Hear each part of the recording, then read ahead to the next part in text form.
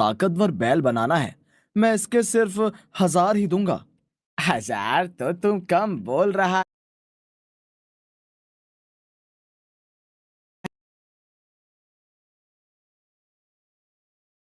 देख भाई, ये अभी बच्चा है और काफी कमजोर भी।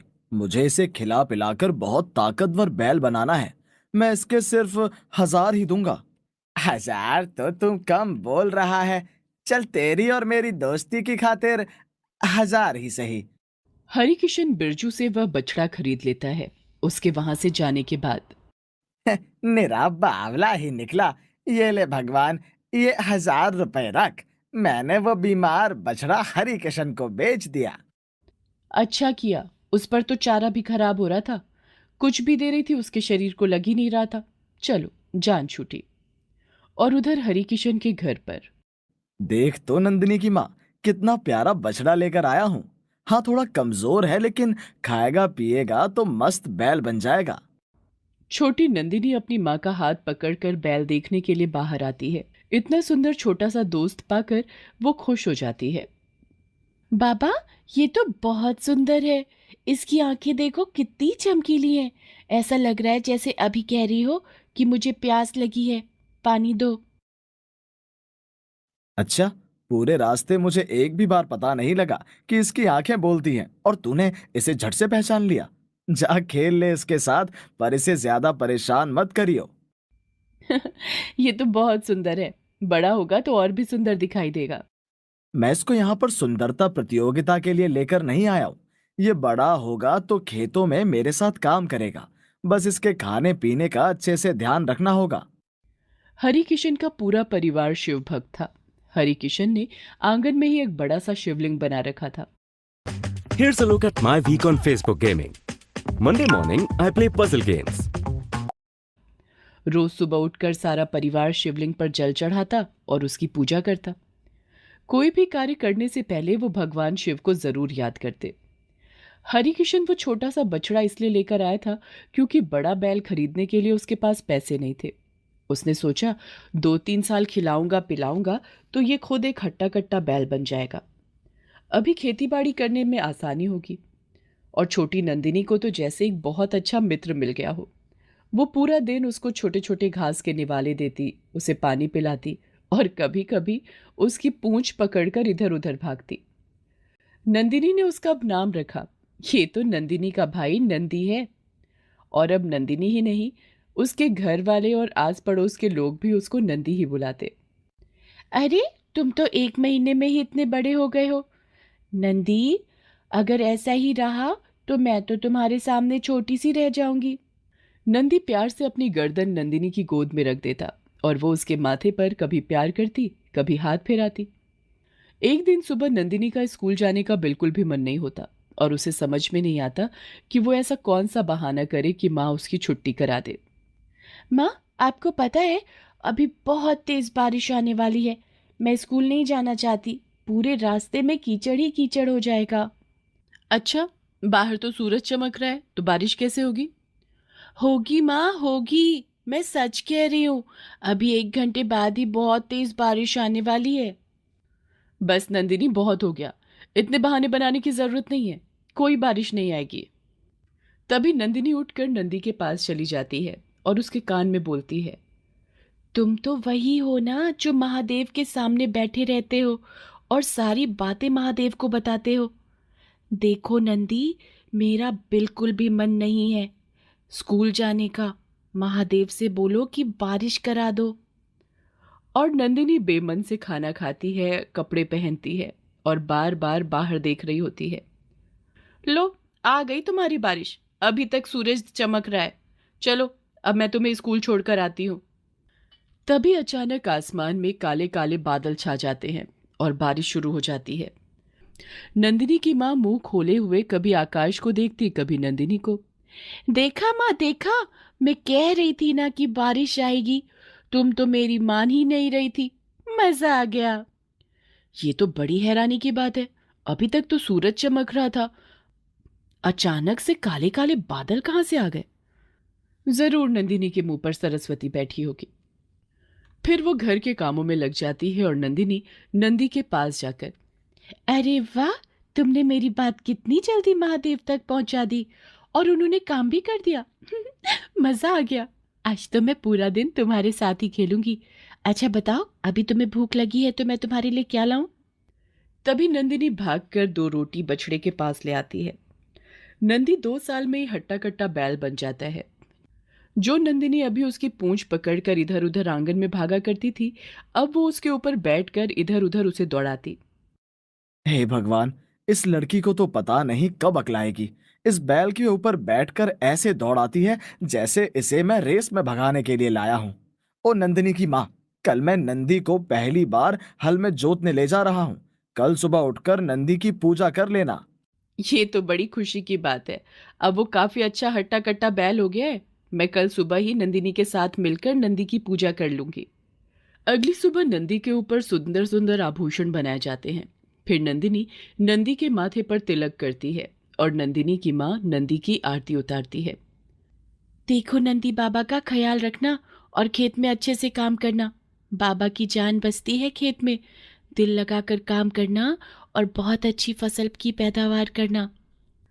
नंदी प्यार से गर्दन हिलाता है। हे भोलेनाथ, नंदी को हमेशा स्वस्थ रखना। ये हमारे घर का बेटा ही है।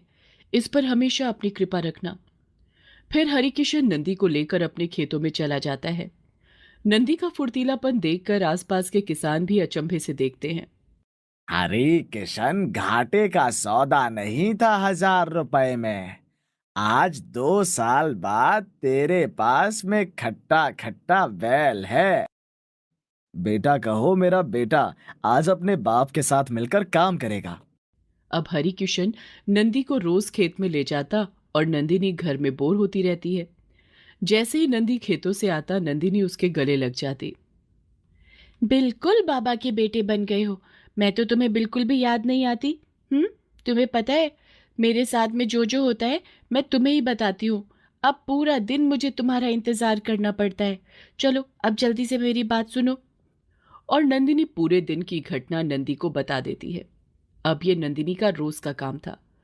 एक दिन पड़ोस में रहने वाली काकी के इकलौते बेटे को सांप काट लेता है।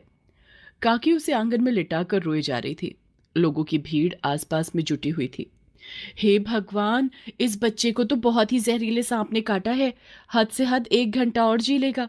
हमारे गांव में तो कोई ओझा भी नहीं है और डॉक्टर भी काफी दूर है। भगवान, पता नहीं अब क्या होगा। नंदिनी भी अपनी माँ के साथ वहां जाती है और देखती है कि वो 12-13 साल का बच्चा नीला पड़ा हुआ है। नंदिनी भागकर नंदी के पास जाती है और उसके कान में बोलती है, सुनो नंदी, महादेव से बोलो कि काकी के बेटे को जल्दी से अच्छा करे। उनके पास और कोई भी नहीं है। काका तो पिछले साल ही गुजर गए थे। एक ये गप्पू ही है उनके पास और वो मेरा अच्छा दोस्त भी है। चलो जल्दी से बोलो, वरना गप्पू को कुछ हो जाएगा। बोलकर नंदिनी वहीं अपनी माँ के पास चली जाती है। सब लोग उस बच्चे को देखकर बातें कर रहे थे। तभी अचानक वही सांप वहां वापस आता है और गप्पू के हाथ पर जहां उसने डसा होता है सारा जहर खींच लेता है। गांव के लोग ये देखकर हैरान हो जाते हैं और सब सर झुकाकर उस सांप को नमस्कार करने लगते हैं। और ये बात बड़ी तेजी से फैल जाती है कि सांप ने खुद ही डसा और आकर सारा जहर भी खुद ही पी लिया। रात को ओ नंदिनी की माँ, मैं सोच रहा हूँ कि जानवरों की बांधने की जगह अच्छी सी बना दूं। बरसात में बड़ी दिक्कत हो जाती है। ये आपने बड़ा सही सोचा। मैं भी हर बार यही सोचती हूँ कि जगह काफी कच्ची है। अगर पैर फिसल जाए तो किसी न किसी को चोट आ जाएगी। बड़ा संभल कर चलना पड़ता है। तभी नंदिनी वहां आती है। बाबा, आपको पता है, नंदी से मैं जो कुछ भी बोलती हूँ वो पूरा हो जाता है। आपसे ज्यादा तो वो मेरी बातें मानता है। अच्छा, तो बताओ मेरी बिटिया की कौन कौन सी बातें नंदी ने मान ली हैं? एक बार मैंने उसे कहा कि बारिश करवा दो, तो उसने बारिश करवा दी। और आज देखो, काकी के गप्पू को भी उसने जिंदा कर दिया। हैरान हरिकिशन और नंदिनी की माँ एक दूसरे को देखते हैं, क्योंकि वो जानते थे कि नंदिनी कभी झूठ नहीं बोलती। अच्छा, ये बात है। चलो तो फिर हम तुम्हारे नंदी की परीक्षा लेते हैं। तो तुम कुछ ऐसा मांगो जो हम सबके लिए हो। नंदिनी काफी सोच विचार करती है और फिर भागकर नंदी के पास जाती है। नंदी, मेरे माँ बाप बहुत मेहनत करते हैं और खासकर बाबा तो देखो, दोपहर में सर्दी गर्मी बरसात हर समय तुम्हारे साथ खेतों में काम करते रहते हैं। अभी गेहूं की फसल की कटाई होने वाली है। बस इस बारी जो गेहूं हमारी गेहूं की टंकी में माँ बाबा डाले, वो टंकी कभी खाली ना हो। हरिकिशन और नंदिनी की माँ ये सुनकर मुस्कुरा देते हैं, क्योंकि वो जानते थे कि सर्दियां खत्म होते होते हमेशा गेहूं खत्म हो जाते थे और फिर घर में थोड़ी अनाज की कमी होती रहती थी। नंदिनी ने जो परेशानी देखी, उसने नंदी से वही मांग लिया। गेहूं की फसल तैयार हो जाती है और उसके माँ बाप गेहूं की टंकी को ऊपर तक भर देते हैं। बाकी का बचा सारा गेहूं वो बाजार में बेच देते हैं, जिससे कुछ पैसों की आमदनी होती है। आते वक्त हरिकिशन नंदी के गले की माला खरीद कर लाते हैं। नंदिनी, ओ नंदिनी, ले बेटा, ये माला मैं नंदी के लिए लेकर आया हूं। उसकी पुरानी माला को हटाकर ये पहना दे। नंदिनी माला लेकर नंदी के पास जाती है और उसके गले की पुरानी माला उतार कर जब नई माला पहनाती है। ये ले नंदी, देख, बाबा तेरे लिए कितनी सुंदर माला लेकर आए हैं। तुम कितने सुंदर लग रहे हो। अगले दिन हरिकिशन अपने ही आंगन में लगे हुए पेड़ की बड़ी बड़ी टहनियों को तोड़ रहा था, ताकि छत पर टहनियों का दबाव न बन जाए। तभी अचानक से उसे चक्कर आते हैं और वो नीचे गिर जाता है और उसकी रीढ़ की हड्डी में काफी चोट आ जाती है, जिसकी वजह से वो उठ नहीं पाता। काफी डॉक्टर को दिखाते हैं और डॉक्टर बोलते हैं कि अब ये चल नहीं पाएंगे। नंदिनी की माँ का रो रो कर बुरा हाल हो जाता है। बहुत दिन हो जाते हैं, पर हरिकिशन बहुत कोशिश करने के बावजूद भी बिस्तर से नहीं उठ पाता। नंदिनी अपने बाबा के पास उनका हाथ पकड़कर ज्यादातर बैठी रहती। बाबा, देख लेना, आप अच्छे हो जाओगे। फिर रुको, मैं अभी नंदी को लेकर आती हूँ। नंदी क्या कर लेगा बेटा? क्यों बेचारे को परेशान कर रही है? नंदिनी भागकर बाहर जाती है और नंदी की रस्सी को पकड़कर घर के अंदर ले आती है और फिर उसके कान में बोलती है, तुम कैसे बेटे हो? इतने दिनों से बाबा की तबीयत खराब है, बगैर बोले कोई काम करते ही नहीं हो। चलो, अब जल्दी से बाबा की कमर को छूकर इसको ठीक कर दो। नंदी हाँ में गर्दन हिलाता है और हरिकिशन की कमर को चाटने लगता है, और जैसे जैसे वो कमर चाट रहा था, हरिकिशन का सारा दर्द खत्म हो जाता है। और जैसे ही नंदी पीछे हटता है, हरिकिशन बिल्कुल ऐसे खड़ा हो जाता है जैसे उसे चोट लगी ही नहीं थी। ये चमत्कार देखकर उसे नंदिनी की बातों पर यकीन हो जाता है और वो नंदी को गले लगाकर रोने लगता है। मेरा बेटा, तूने आज अपने बाप को बिस्तर से खड़ा कर दिया। मेरे पास तेरा धन्यवाद करने के लिए कोई शब्द ही नहीं है। तभी वो गुड़ और चना लेकर आता है और नंदी को खिला देता है। हरिकिशन को भला चंगा देखकर नंदिनी की माँ काफी खुश होती है। अब उन लोगों को पता था कि नंदी एक चमत्कारी बैल है और नंदिनी उससे जो भी कहती है वो पूरा कर देता है। अब गांव में किसी को भी हारी बीमारी होती तो वो डॉक्टर के पास ना जाकर नंदिनी के पास आते हैं और नंदिनी नंदी को बोलती और उनके दुख खत्म हो जाते। गांव के सभी लोग नंदी को भोले का अवतार कहने लगे। हरिया के पास उसका बैल लल्लू था। लल्लू हरिया की सारी बात मानता था। हरिया भी लल्लू से खूब काम करवाता था। तो वहीं लल्लू हरिया की गैर मौजूदगी में भी उसके खेत पर जुताई कर लेता था। ऐसे ही एक रात लल्लू को फिर से बहुत जोर की भूख लगती है। हरिया अपने गौशाला में जाता है और खूब सारा चारा लल्लू को देते हुए बोलता है, क्या लल्लू, तू मुझे चैन से सोने भी नहीं देता। आखिर कितनी भूख लगती है तुझे? इतना खाना तो कोई भी जानवर नहीं खाता। रात को रोज सोने से पहले तुझे पेट भर के खाना खिलाता हूँ, और तेरी रोज की आदत है कि तू आधी रात को मुझे फिर से जगाता है। आखिर ऐसा क्यों करता है मेरे भाई?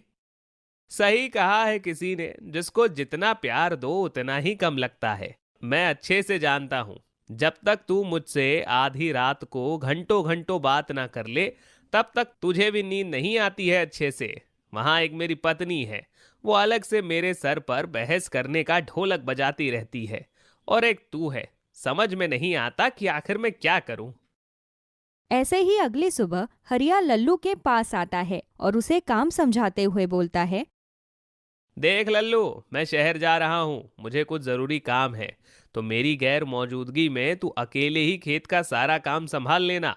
और हाँ, अच्छे से जुताई करनी है। तुझे तो पता ही है, मेरा कोई बेटा नहीं है, इसीलिए मैं अपना सारा काम तेरे कंधों पर डालकर चला जाता हूं।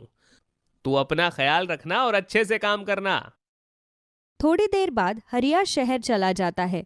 तभी लल्लू अकेले ही खेत का काम खुद संभाल लेता है।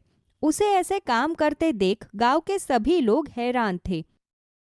अरे क्या किस्मत है हरिया की, ऐसा बैल आजकल के टाइम में मिलना बड़ा मुश्किल है। ये बैल बैल नहीं बल्कि हरिया का बेटा है, बेटा। अरे एक जानवर होने के बावजूद ये इंसान की तरह काम करता है। बड़ा ही लाजवाब जानवर है ये। वही तो, कभी कभी तो मन करता है कि हरिया के बैल को चोरी कर लूं, लेकिन अब पड़ोस की बात है, ऐसा करना ठीक नहीं है। लेकिन इसका बैल बहुत ही मेहनती है। चलो भाई, अब चलते हैं। हमारी किस्मत में कहाँ लिखा है ऐसा बैल। वही तो, भगवान जी किसी किसी के साथ ऐसा करते हैं कि वो बहुत खुश रहता है, और एक हम हैं कि दूसरों की खुशी को देखकर रोज जलते ही रहते हैं। हे भगवान, हमारे ऊपर भी अपनी थोड़ी कृपा बरसा दो, हमें भी एक लल्लू जैसा बैल दे दो। ऐसे ही कुछ दिन बीत जाते हैं और अचानक से लल्लू की तबीयत खराब हो जाती है। हरिया उसे डॉक्टर के पास ले जाता है और कुछ दवाइयाँ देते हुए बोलता है, देखो हरिया, तुम्हें कुछ दिनों तक लल्लू का अच्छे से ध्यान रखना है। इससे कोई भी काम नहीं करवाना है। बेचारा बहुत कमजोर हो गया है। अचानक से इसकी तबीयत बिगड़ गई है। जो दवाई मैंने दी है वो दवाई तुम इसे टाइम से देते रहना। लेकिन डॉक्टर साहब, मेरे लल्लू को क्या हुआ है? अरे कुछ नहीं, बस थोड़ा बहुत तबीयत तो हर किसी का खराब हो जाता है। बस समय से ये दवाइयां देते रहना, तुम्हारा लल्लू ठीक हो जाएगा। हरिया अपने बैल को लेकर घर आ जाता है। घर आने के बाद हरिया अपनी पत्नी जानकी से बातचीत कर रहा था। अरे जानकी, पता नहीं हमारे लल्लू को क्या हो गया है। अचानक से इसकी तबीयत कैसे खराब हो गई है। तुम्हें तो पता ही है, लल्लू में जान बसती है मेरी। इसे कुछ हो जाए ना तो मुझे कुछ भी अच्छा नहीं लगता। अरे मुझे तो कभी कभी लगता है ना कि हमारे लल्लू को किसी की नजर लग गई है। आसपास के लोग लल्लू को काम करता हुआ देखकर हैरान हो जाते हैं और लोग इसके बारे में बातें बनाने लगते हैं। मुझे तो लगता है कि इसे लोगों की ही नजर लगी है। शायद तुम ठीक कह रही हो, हमारे लल्लू को लोगों की नजर लग गई है। एक काम करते हैं, चलो ना, हम इसकी नजर उतार देते हैं। शायद इससे लल्लू को कुछ आराम मिले। दोनों पति पत्नी थोड़ी सी लाल मिर्च लेकर लल्लू की नजर उतारने लगते हैं। ये देखकर आसपास के लोग फिर से बातें बनाना शुरू कर देते हैं। वो जरा इन दोनों पति पत्नी को तो देखो, दोनों ऐसे नजर उतार रहे हैं अपने लल्लू की जैसे कि हम गांव वालों ने ही लल्लू को नजर लगा दी है। शर्म आती है हमें ऐसे लोगों को अपना पड़ोसी कहते हुए। आग लगे इनके बैल को। ऐसा लग रहा है जैसे ऐसा अनोखा बैल तो सिर्फ इन्हीं के पास है, और दुनिया में तो और किसी ने आज तक बैल को पाला ही नहीं है। यही अपने बैल से प्यार करते हैं। हम तो अपने बैल के ऊपर कौड़े बरसाते हैं। दिन बीत जाते हैं लेकिन लल्लू की तबीयत में जरा भी सुधार नहीं था। धीरे धीरे लल्लू की तबीयत दिन प्रतिदिन बिगड़ती ही जा रही थी और रात करीबन 2 बजे हरिया की आंख अपने आप खुल जाती है और वो गौशाला में आकर लल्लू को उठाने की कोशिश करता है। लेकिन अब लल्लू हमेशा के लिए शांत हो चुका था। हे भगवान, आखिर क्या हो गया? मेरे लल्लू के साथ तूने मेरा सहारा ही छीन लिया भगवान जी। अरे मैं तो लुट गया, बर्बाद हो गया। अरे कहाँ हो तुम जानकी, जल्दी आओ। यहाँ देखो, हमारा लल्लू उठ नहीं रहा है। अरे हमारे लल्लू को क्या हो गया? जानकी और आसपास के सभी लोग भागते हुए हरिया के पास आते हैं। ज्यादा तबीयत खराब होने के कारण लल्लू हमेशा हमेशा के लिए ये दुनिया छोड़कर चला जाता है। लल्लू के जाने के बाद हरिया की हालत बहुत खराब हो जाती है। ऐसे ही लगभग 15 दिन बीत जाते हैं, लेकिन हरिया लल्लू को भूल ही नहीं पा रहा था और वो माता रानी के मंदिर जाता है और बोलता है, माता रानी, तुमने मेरा सहारा मुझसे छीनकर अच्छा नहीं किया। लल्लू मेरा बेटा था, बेटा। मैं घर में रहूं या ना रहूं, वो मेरा हर काम अच्छे से देख लेता था। आखिर ऐसा कौन सा पाप किया था मैंने जो तुमने मुझसे मेरा लल्लू हमेशा के लिए छीन लिया भगवान जी। कैसे भी करके मुझे मेरा लल्लू वापस कर दो। बहुत उम्मीद लेकर आया हूं मैं आपके पास। मुझे मेरा लल्लू चाहिए भगवान जी। हरिया पूजा करके मंदिर से जैसे ही बाहर जाता है, वो देखता है कि मंदिर के बाहर एक लल्लू जैसा ही बैल खड़ा है, लेकिन उस बैल की 2 पूंछ थी। वो दोनों पूंछ को देखकर हरिया हैरान हो जाता है, लेकिन हरिया को बार बार उस 2 पूंछ वाले बैल में अपना लल्लू दिखाई दे रहा था। मुझे कुछ नहीं पता तुम किसके बैल हो, लेकिन ना जाने क्यों बार बार मेरा मन कह रहा है कि तुम मेरे लल्लू ही हो, भले ही तुम्हारी 2 पूंछ है। इतना बोलकर जैसे ही हरिया अपने घर की ओर बढ़ने लगता है, वैसे ही वो 2 पूंछ वाला बैल हरिया के पीछे पीछे आने लगता है और आखिरकार हरिया के साथ साथ वो बैल भी उसके घर पहुंच जाता है। बैल को देखकर हरिया हैरान था और वो अपनी पत्नी को बुलाता है और सारी बात बताता है, जिसके बाद जानकी कहती है, सुनिए जी, अगर ऐसी ही बात है तो आप इसी बैल को अपना लल्लू समझ लीजिए। क्या पता भगवान ने हमारे लल्लू को कोई दूसरा जन्म दे दिया हो, और इस जन्म में हमारे लल्लू की 2 पूंछ है तो क्या हुआ। मुझे लल्लू के 2 पूंछ होने से कोई दिक्कत नहीं है जानकी, लेकिन अगर ये किसी और का बैल हुआ तो? अरे ऐसा नहीं है, अगर ये किसी और का बैल होता तो शायद ये खुद अपने घर वापस चला जाता। मेरा मन न जाने बार बार क्यों बोल रहा है कि हमें इसे रख लेना चाहिए। ठीक है, अगर तुम भी यही चाहती हो तो यही सही, हम इसे रख लेते हैं। हरिया अपने नए बैल को अपने गौशाला में ले जाता है। तभी हरिया देखता है कि उस बैल के पूंछ में एक अलग ही चमक है। जैसे ही हरिया बैल के पीछे जाकर उसकी पूंछ को करीब से देखता है तो वो हैरान हो जाता है। बैल के दोनों पूंछ एक सोने का और एक चांदी का था।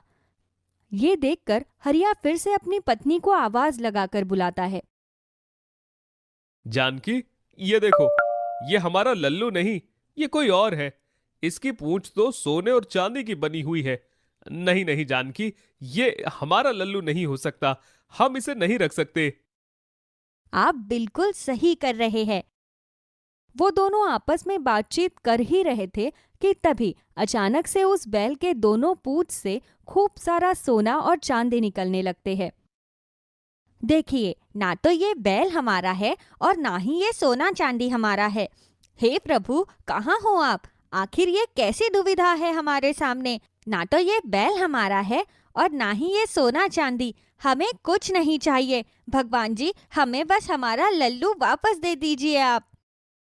हाँ भगवान जी, मुझे मेरा लल्लू चाहिए। मुझे किसी का भी सोना और चांदी नहीं चाहिए। मुझे बस मेरा लल्लू वापस कर दीजिए। दोनों पति पत्नी हाथ जोड़कर भगवान से प्रार्थना करने लगते हैं। तभी वो जादुई बैल उन दोनों से कहता है, तुम्हारी ईमानदारी देखकर मैं बहुत प्रसन्न हुआ। तुम्हारी जगह कोई दूसरा होता, वो अभी के अभी ये सारा सोना और चांदी इकट्ठा करके अपने घर चला गया होता। लेकिन तुम दोनों पति पत्नी बहुत ईमानदार हो और तुमने साबित कर दिया है कि तुम अपने लल्लू से कितना प्यार करते हो। ये क्या, तुम तो बोल सकते हो? हाँ, मैं बोल सकता हूं क्योंकि मैं जादुई 2 पूंछ वाला बैल हूं और मुझे यहां खुद भगवान जी ने ही भेजा है। तुमने भगवान जी से लल्लू के लिए सच्चे दिल से प्रार्थना की थी, इसलिए भगवान जी ने मुझे यहां पर तुम्हारी एक छोटी सी परीक्षा लेने के लिए भेजा था और तुम इस परीक्षा में सफल हुए। आपका बहुत बहुत शुक्रिया भगवान जी। मुझे बस मेरा लल्लू वापस चाहिए, मुझे और कुछ नहीं चाहिए। हाँ हाँ हरिया, तुम चिंता मत करो, मैं तुम्हें तुम्हारा लल्लू हमेशा हमेशा के लिए वापस कर दूंगा। जादुई 2 पूंछ वाला बैल अपनी जादुई शक्तियों से हरिया का लल्लू हमेशा हमेशा के लिए वापस कर देता है और हरिया और जानकी के लिए खूब सारा सोना और खूब सारा पैसा भी प्रकट कर देता है और कहता है, ये जो कुछ भी है वो तुम दोनों की ईमानदारी का तोहफा है। तुमने सच्चे दिल से लल्लू के लिए प्रार्थना की है और तुमने पूरी ईमानदारी के साथ लल्लू को भगवान जी से मांगा है। तुम दोनों पति पत्नी के मन में कोई छल कपट नहीं है, इसीलिए मैंने तुम्हें ये सब कुछ दिया है। तुम्हारा बहुत बहुत शुक्रिया जादुई 2 पूंछ वाले बैल। मुझे मेरा लल्लू मिल गया, मैं बहुत खुश हूँ। हाँ जादुई बैल, लल्लू हमारा बेटा है और हम अपने बेटे से दूर नहीं रह सकते। जब से लल्लू गया है तब से हम दोनों ने चैन से सांस ही नहीं ली है। अब लल्लू को अपनी आंखों के सामने देखकर हम दोनों को बहुत खुशी मिल रही है। जादुई 2 पूंछ वाला बैल हमेशा हमेशा के लिए वहां से गायब हो जाता है। दोनों पति पत्नी लल्लू को फिर से पाकर बहुत खुश थे। वीरपुर नामक गांव में